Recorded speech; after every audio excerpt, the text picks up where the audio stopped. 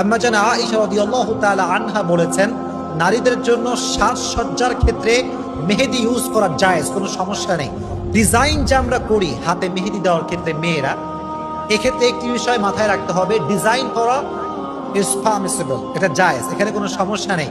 But কোনো নারীর হাতে কিংবা পায়ে কোনো পুরুষ যদি ডিজাইন করে মেহেদি লাগিয়ে দেয়, এটা কি জায়েজ নাকি না জায়েজ?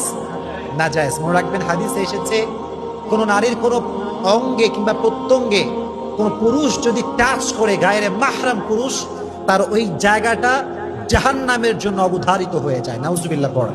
এই জন্য নারীরা অনেক মডেল করতে গিয়ে পুরুষদেরকে গায়ে হাত লাগাতে দেয়, ইচ্ছা মতো তারা টাচ করে। মেকআপ ম্যান যারা আছে, এটা ঠিক না। যেখানেই পুরুষ টাচ করবে নারীর জায়গাতে, বিয়ে ছাড়া হারাম ভাবে ওই চামড়াটা, ওই দেহটা জাহান্নামের জন্য অবধারিত হয়ে যাবে। এই জন্য পুরুষ কখনো নারীকে মেহেদি দিয়ে ডিজাইন করতে পারবে